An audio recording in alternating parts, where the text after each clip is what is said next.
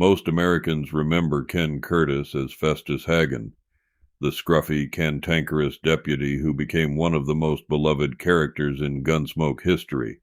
But there was much more to Ken Curtis than Festus. His story began July 2nd, 1916, when Curtis Wayne Gates was born in Lamar, Colorado.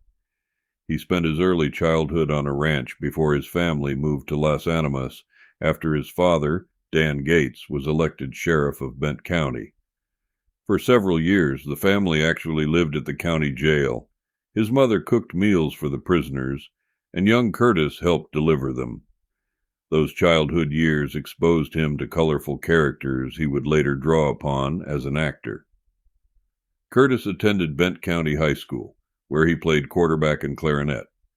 After graduating in 1935, he attended Colorado College intending to study medicine. But his future wasn't medicine. It was entertainment. Curtis began singing professionally and eventually landed an extraordinary opportunity, singing with the legendary Tommy Dorsey Orchestra, following Frank Sinatra's departure.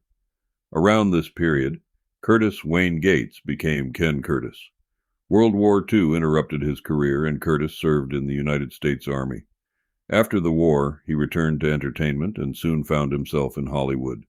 His recording of Tumbling Tumbleweeds helped lead to a contract with Columbia Pictures, where he appeared in a series of singing cowboy westerns. Then Curtis joined one of the greatest western singing groups of all time, the Sons of the Pioneers. But music was only part of his story. Curtis became associated with legendary director John Ford and appeared in several classic films, many involving John Wayne. They included Rio Grande, The Quiet Man, Mr. Roberts, The Searchers, and The Horse Soldiers. Curtis also became part of Ford's family. In 1952, he married John Ford's daughter, Barbara. They divorced in 1964. 2 years later, Curtis married Tori Connolly, and they remained together for the rest of his life. By then, Curtis was about to become permanently associated with another name, Festus Haggen. Curtis had previously appeared on Gunsmoke, playing other characters. But in 1964, after Dennis Weaver's departure as Chester Goode, Festus became Matt Dillon's primary sidekick and eventually deputy, and Ken Curtis made Festus unforgettable. With his battered hat, scruffy beard, and distinctive voice, Festus was stubborn, suspicious, fiercely loyal, and often hilarious. His constant arguments with Doc Adams became some of the show's funniest moments. But Curtis could also turn Festus from comedy to deadly seriousness when the story demanded it. Curtis reportedly based parts of the character on people he remembered from his Colorado childhood. From 1964 until Gunsmoke ended its historic television run in 1975, Ken Curtis played Festus. But the real Ken Curtis was nothing like the uneducated hill country character audiences saw on television. He was an accomplished singer, musician, and actor whose career had stretched from the big band era to singing cowboys, John Wayne movies, and one of television's greatest westerns. Curtis continued acting after Gunsmoke, and his final film appearance came in the 1991 Western Conaher. Then, on April 28, 1991, Ken Curtis died at his home in California. He was 74 years old.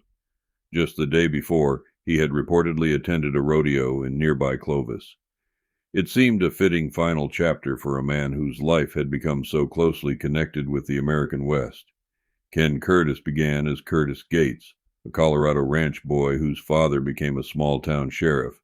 He became a big band singer, a singing cowboy, a son of the pioneers, a Hollywood actor, and finally Festus Haggen. And more than half a century after he first walked the streets of Dodge City, Ken Curtis remains one of the most beloved characters in Western television history. That was the life and times of Ken Curtis. This is David with Country Music Spotlight.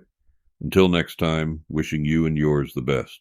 In a room with a flickering light, country music spotlight shining bright, showcasing tales of legends old, with heart and story